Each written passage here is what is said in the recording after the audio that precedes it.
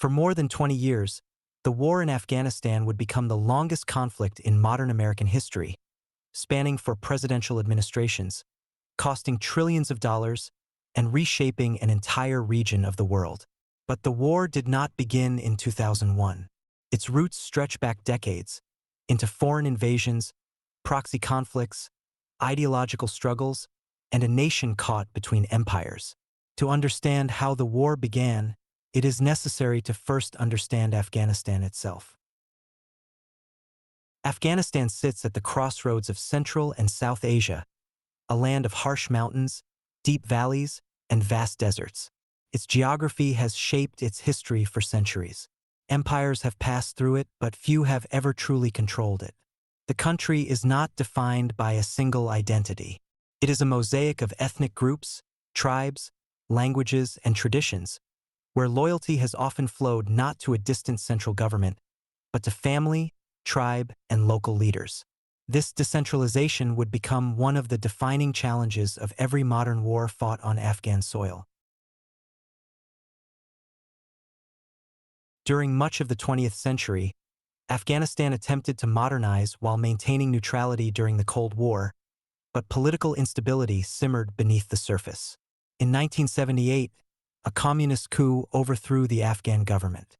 The new regime aligned itself with the Soviet Union and quickly faced rebellion from its own people, as efforts to impose radical social reforms clashed with deeply rooted cultural and religious traditions.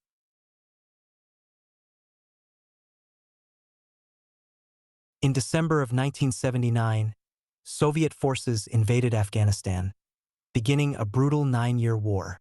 Afghan resistance fighters, later known as the Mujahideen, waged a guerrilla campaign against one of the world's most powerful militaries. The conflict became a proxy war of the Cold War era, as the United States, Pakistan, and other nations funneled weapons, funding, and support to the resistance. Entire villages were destroyed, millions of Afghans were displaced, and an entire generation grew up knowing nothing but war. When Soviet forces withdrew in 1989, Afghanistan was left devastated, but peace did not follow. Instead, the country collapsed into civil war as former allies turned on one another and warlords carved Afghanistan into competing zones of control.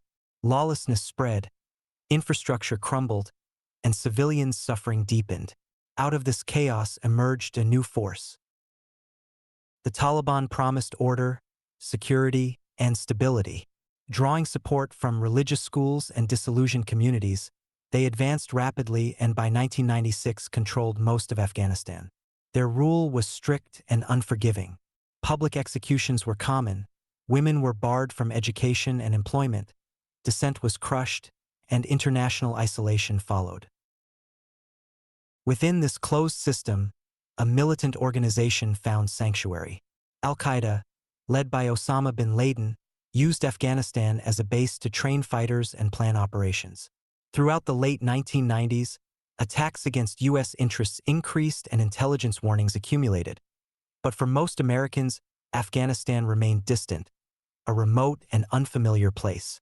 That distance ended on September 11, 2001. On that morning, 19 men carried out the deadliest terrorist attack in modern history. 4 commercial airliners were hijacked. 2 were flown into the World Trade Center in New York City, 1 struck the Pentagon, and the 4th crashed into a field in Pennsylvania after passengers fought back. Nearly 3,000 people were killed, and within hours the world changed. For the United States, the attacks were not only a tragedy but an act of war. Attention quickly turned to Afghanistan. U.S. intelligence identified al-Qaeda as responsible, and its leader, Osama bin Laden, was believed to be hiding under Taliban protection.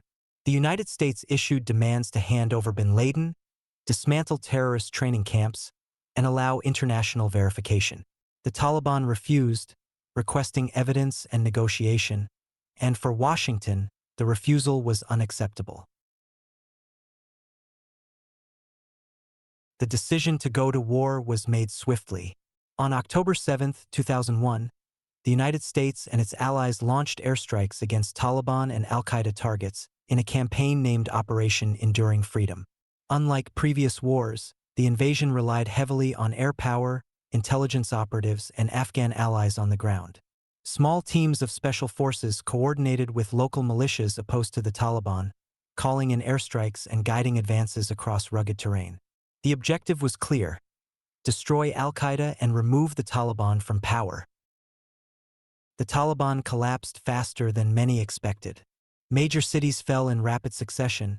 Kabul was captured in November, and by December, Taliban leaders had fled or gone underground. Images of celebration spread across the world, creating the impression that the war had been won almost as soon as it had begun. But the central target of the war remained free. In December 2001, U.S. and allied forces pursued al-Qaeda fighters into the mountains of eastern Afghanistan, focusing on a rugged cave complex known as Tora Bora. Airstrikes bombarded the area while ground forces advanced slowly through snow-covered passes and narrow valleys.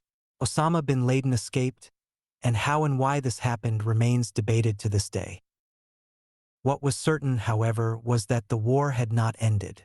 The Taliban were not destroyed, al-Qaeda's leader survived, and the conflict entered a new and far more complex phase. With the Taliban driven from power, the nature of the war changed. What began as a rapid military campaign evolved into an effort to rebuild an entire nation. In late 2001, a new interim Afghan government was formed, and international leaders spoke of democracy, stability, and reconstruction. Billions of dollars flowed into Afghanistan. Roads were planned, schools were reopened, and elections were promised. For a moment, there was optimism. But Afghanistan was not a blank slate. The central government struggled to extend its authority beyond major cities, while power in rural areas remained in the hands of local leaders, tribal elders, and former warlords, many of whom had been empowered by the war itself. Corruption spread quickly, aid money disappeared, and positions of power were bought and sold. For many Afghans, daily life improved little. Meanwhile, the Taliban had not vanished.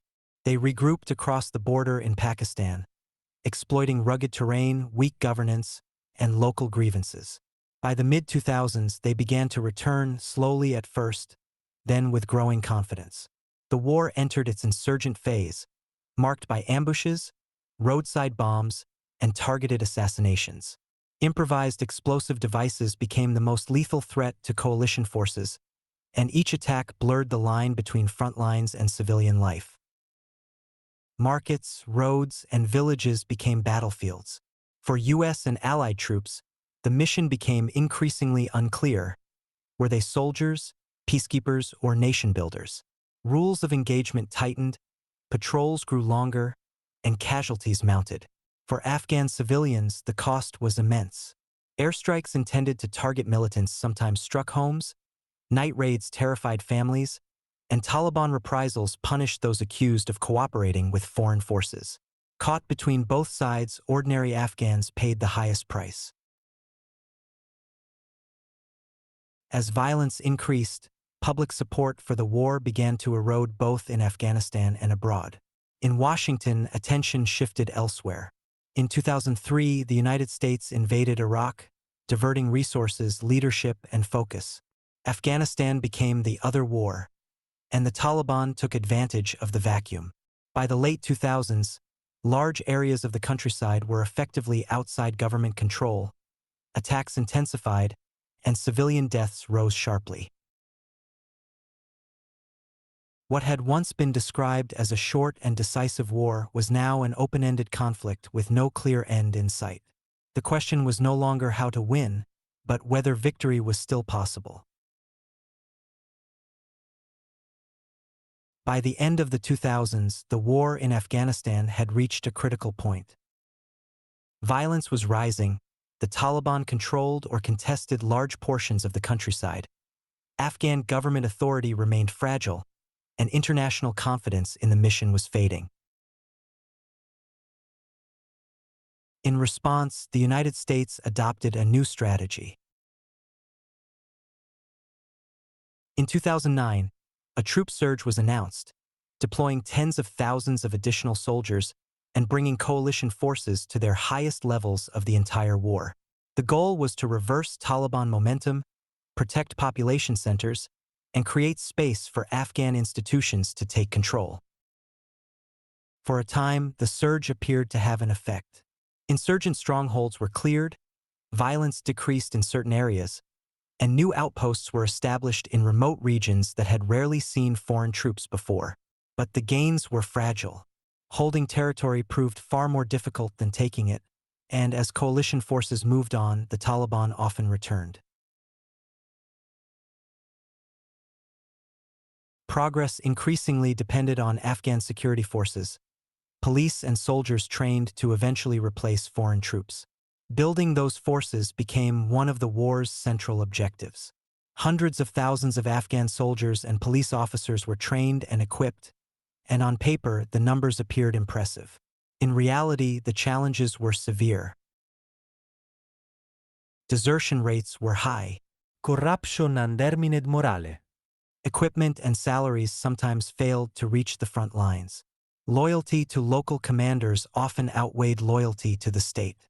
Despite years of training, Afghan forces remained heavily dependent on foreign air support, logistics, and intelligence.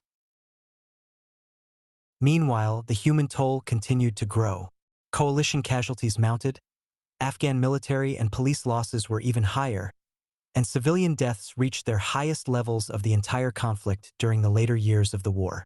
For many Afghans, peace still felt distant. Back in the United States and allied countries, public support continued to decline. The war had no clear victory, no formal end, and no decisive turning point. What had begun as a response to a terrorist attack now felt endless. Gradually, the mission shifted again.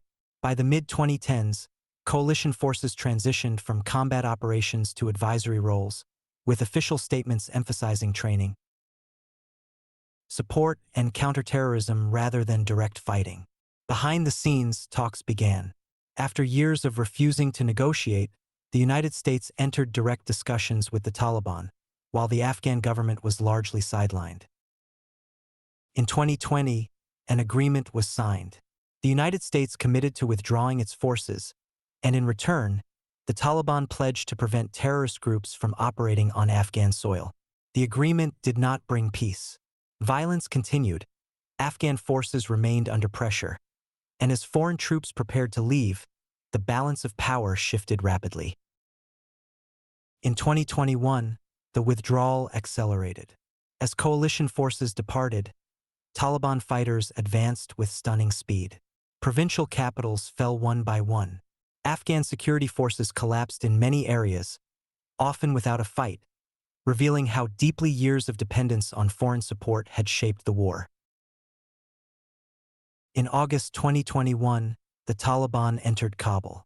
The Afghan government dissolved, the president fled the country, and scenes of chaos unfolded at the airport as thousands attempted to escape. After 20 years, the war was over, but its ending raised as many questions as its beginning.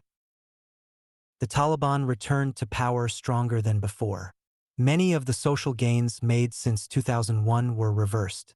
Women and girls once again faced severe restrictions, dissent was silenced, and the future for Afghans who had worked with foreign forces became uncertain. For veterans, the war left deep scars, both physical and psychological. And for the world, Afghanistan became a reminder of the limits of military power. Trillions of dollars were spent. Hundreds of thousands of lives were lost or permanently altered. An entire generation was shaped by conflict. The war in Afghanistan was not defined by a single failure or decision. It was the result of decades of history, miscalculations, and competing goals. It began as a response to terror and ended with unanswered questions, questions whose consequences will be felt for generations.